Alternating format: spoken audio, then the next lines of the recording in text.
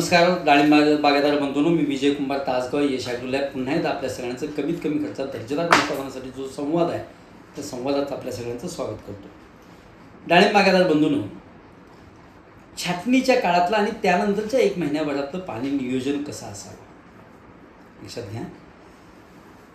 मुळात डाळिंब हे पीक जे आहे ते डेझर्ट पीक आहे. डेझर्ट पीक म्हणजे कमी पाण्यात वाढणारं पीक आहे. त्याला पाणी जास्त अजिबात लागत नाही आहे. अजून एक गोष्ट, डाळिंबाला काटे असतात. म्हणजे काटे कोणत्या वेलीला कोणत्या झाडाला असतात?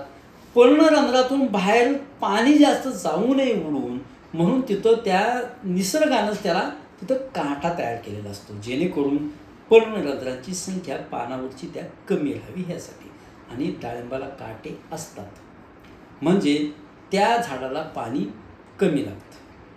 ह्यासाठी ज्यावेळी आपण ताण मोडणार आहोत बागेचा, छाटणीनंतरचा, छाटणीच्या वेळेचा, त्यावेळी एकदम अति जास्त पाणी बागेला देऊ नका. 5 ते 6 तास ठिबकचं पाणी पुरेसं आहे. मध्यम जमिनीसाठी, हलकी जमीन असेल तर 4 ते 5 तास द्या, भारी जमीन असेल तर 7 ते 8 तास द्या, किंवा 3 ते 4-5 तासाचे 1 डे आफ्टर त्याचा इंटरव्हल केला तरी चालेल. त्यानंतर पाणी जमीन वापशात राहील इतकंच पाणी डाळिंबाला द्या. पाणी जास्त झालं तरी फळ गळवते, पाणी कमी पडलं तरी फळ गळवते. हा वापसा अत्यंत महत्त्वाचा आहे. हा वापसा तपासताना जिथं तुमचं ठिबकचं पाणी पडतं तिथून 1 फूट बाजूला या, तिथं 1 बाय 1चा खड्डा जमिनीत काढा. पहिल्या 3 इंचाची माती हातानं काढा, हातानं दाबा, उभा राहा, सोडून द्या. फुटली तरच पाणी द्या, नाही फुटलं तर बागेला पाणी देऊ नका. इतकी सोपी पद्धत त्या डाळिंबाला पाणी देण्याच्या बाबतीतली आहे. विनाकारण पाणी बागेला जास्त देऊ नका. हल्ली बरेच डाळिंब बागायतदार डाळिंबाला पाणी जास्त देण्याचा प्रयत्न करत आहेत. डाळिंब हे डेझर्ट पीक आहे, दुष्काळात वाढणारं पीक आहे. त्याला पाणी जास्त लागत नाही आणि पाणी जास्त दिल्यामुळंच आपलं नुकसान होत आलं. ह्यासाठी मुळावर कुजवा येणे, किडींची संख्या वाढणे, पुन्हा मुळकूज होणे, मुळावर बुरशी वाढणे, हे सगळे प्रकार घडतात. आणि पुन्हा मग त्याचे सगळे झाडाला मड लागणे, हे सगळे प्रकार चालू होतात. ह्यासाठी डाळिंबाला पाणी वापशातच देण्याचा प्रयत्न करा. डाळिंबाला पाणी जास्त देणं हे चांगल्या व्यवस्थापनाचा अजिबात लक्षण नाही आहे.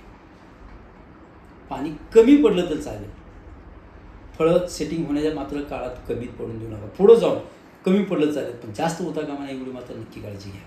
बागायतदार बंधूंनो,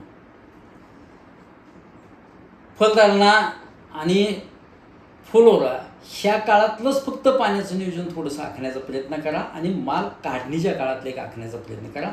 मधल्या काळात पाणी थोडं प्लस मायनस झालं तरी चालू शकतं, पण ह्या काळातला वापसा मात्र नेमका ठेवण्याचा प्रयत्न करा. बागायतदार बंधूंनो, कमीत कमी खर्चात आपण व्यवस्थापन फक्त जर शिकलो डाळिंबाचं तर आपल्याला खूप सुंदर काम करता येतं. अगदी मधल्या पाठिंबाच्या काळात म्हणजे कोविड यायच्या काळात किंवा त्याच्या अगोदरच्या काळात बऱ्यापैकी पिनवोल आणि तो रोगानं आपल्या बागा बऱ्यापैकी गेल्या.